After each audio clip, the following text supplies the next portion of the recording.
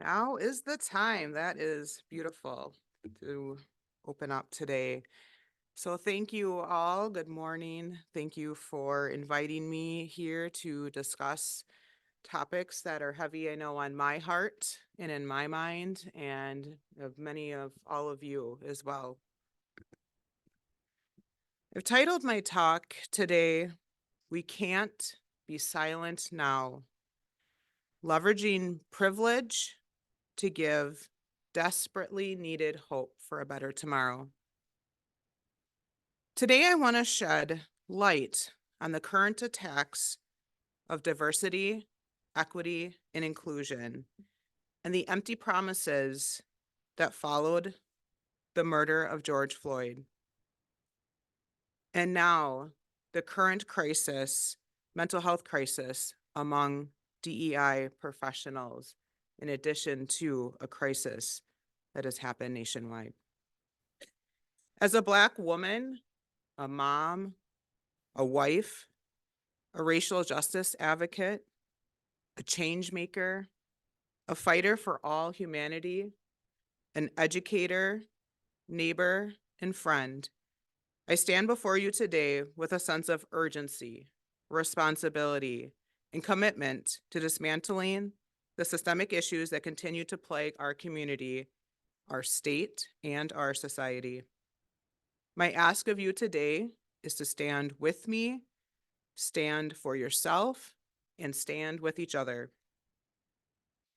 It's an understatement to say that the past few years have been a tumultuous journey, filled with many highs and lows, moments of promise and optimism, and others profound disappointment. At this current moment, we find ourselves in a critical juncture where attacks of diversity, equity, inclusion have intensified, despite the global call for justice following the murder of George Floyd. It felt like the world stopped on May 25th, 2020, when we heard the cries of George, "I can't breathe," and watched the horrific actions of a so-called police officer who had 100% disregard for human life. And for a moment, it felt like everyone could suddenly see what my brothers and sisters and my ancestors have been saying for 400 years. We can't breathe. It appeared that in the moment, the world witnessed a collective awakening.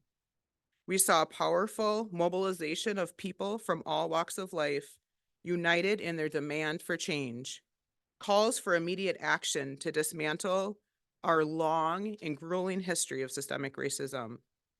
Promises were made, statements were signed by corporations, educational institutions, governmental entities, leaders across the world to prioritize DEI initiatives and create environments that foster equality, fairness, humanness, and equity. However, as time has now unfolded, we have found ourselves facing the empty assurances, symbolic gestures replaced by substantial actions, and a momentum for change has nearly reversed. We cannot allow these tragic events of the past to be mere catalysts for performative allyship and hollow pledges. It is our duty to demand genuine transformation and hold in power accountable for their commitments to justice. Today, we are witnessing an alarming rise in opposition to DEI programming and funding, being fueled by misinformation and a refusal to acknowledge the deeply rooted inequalities in our society. Our humanity is being held hostage. It is crucial for us to confront these challenges head on, dismantling misconceptions that foster conversations and promote understanding of unity. The lexicon of DEI is also facing extreme challenges. It is being weaponized against every effort that it seeks to support. Words and concepts associated with diversity, equity, and inclusion have been diluted and misappropriated, and this misuse of DEI language is undermining the authenticity of the lived experience we hope to amplify. There are intentional efforts to manipulate language and fuel narratives that frame DEI efforts as divisive or unnecessary, diverting our attention from the urgent need for incredible reform now, today. Our language has been manipulated enough, so do not get caught up in this rhetoric. Please speak up. Burnout has also become pervasive among DEI professionals, a space that I hold dearly, many whom are shouldering the emotional weight of dismantling centuries-old systems of oppression. These individuals, like myself, face not only the challenges of pushing for institutional change, but also the emotional toll of navigating resistance, skepticism, and many times outright hostility. The constant emotional labor involved in educating, advocating, and challenging the status quo has led to severe burnout, jeopardizing our well-being and sustainability to the vital work that we do. That brings me to the tragic loss of Dr. Antoinette Bonnie Candia Bailey, who died by completing suicide on January 8th, just a few weeks ago. Dr. Candia Bailey was the Vice President of Student Affairs at Lincoln University of Missouri, a historically Black college, and also has served in the role as Chief Diversity Officer. Her story is a painful reminder of the toll that advocating for justice can take on individuals. It is a call to action for us to prioritize the mental health and well-being of those tirelessly working toward a better future. As we mourn her passing, we must also recognize the collective responsibility that we share to create a society where the burden of fighting for justice is not disproportionately placed on the shoulders of few. So here's my call to action. We need to recognize and use the privilege that some of us hold. Privilege is not guilt-inducing, is not a guilt-inducing label, but it is a tool, and when leveraged effectively, can amplify marginalized voices and facilitate meaningful change. Allyship is a privilege that is critical and important right now, in this moment, today. It is our responsibility to use our privilege to dismantle the structures that perpetuate inequity and create spaces where each and every individual can thrive. Silence is complicity, and inaction only perpetuates the status quo. The fight for justice is not a sprint. Just kidding, if you're not a runner. It is not a sprint, but it is a marathon, and we need to fuel ourselves. We must be resilient, strategic, and unwavering in our commitment to create a better tomorrow. Our children are counting on us, and they are our future. From the great words and activist, Dr. Angela Davis, in a racist society, it is not enough to be non-racist. We must actively be anti-racist. So here's what you can do to be actively anti-racist. First, educate yourself.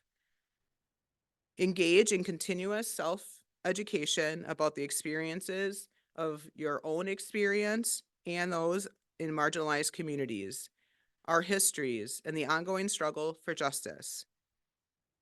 There are several resources, books, documentaries, podcasts, whatever you like, there's something for you. Engage in uncomfortable conversations. Emphasize the importance of engaging in uncomfortable conversations when you're around the dinner table, when you're at work, when you're in the community. Race, privilege, and systemic inequities have to be talked about. Encourage open dialogue with those around you and recommit that your understanding and perspective may be different than someone else. Third, listen actively. Seek out genuine experiences, especially of people of color, and be willing to learn from their perspectives. A different perspective is an opportunity to grow. Lean in. If you shared your experiences, then you're not learning. Don't be so quick to have a response ready. Just listen. Then we challenge microaggressions. Think about the prevalence of microaggressions in daily interactions, especially for people of color. Think about subtle forms of discrimination that happen each and every day and the impact that microaggressions have on one person. Strive to combat microaggressions by challenging with inquiry. Recently, I heard curiosity before furiosity. Get curious. Ask questions. Amplify marginalized voices. Use your platform to amplify the voices around you. It could be in the sense of sharing stories, perspectives, achievements, and actively promoting voices in your professional and social circles. Also, hold institutions accountable. Call, write, pick up the phone, speak up.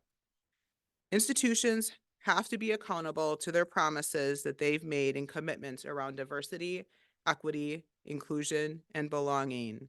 Demand transparency and progress,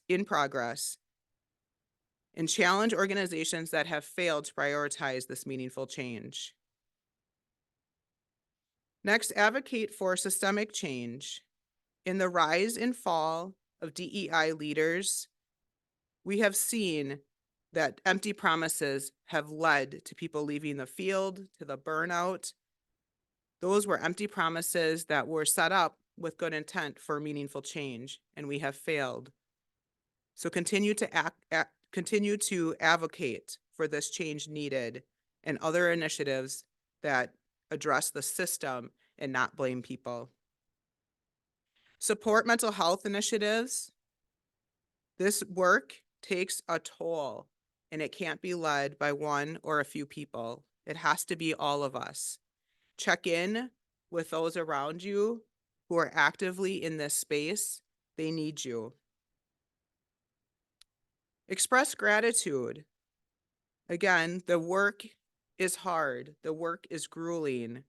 Simple acknowledgement of the toll that this takes can go a long way. Being in the space of people and sharing a note of encouragement sometimes is all people need to persevere. And lastly, commit to long-term action. The fight for social justice is a long-term commitment. You need ongoing involvement, even when the moments and the urgency seem to fade away. Advocate for sustained action to dismantling all injustices. So the message I hope you take with you is we cannot afford to be silent now. You can take action on any or all of the ideas that I just shared. The challenges we face may seem daunting, but our collective strength and determination can pave the way for a better tomorrow. And I truly believe that. I am very optimistic. Let us stand united, using our voices, our privilege, and our resilience to dismantle the barriers that hinder progress. Let our commitment be non-negotiable. The time for action is now, and together we can create a society that truly embodies the principles of diversity, equity, and inclusion. Thank you.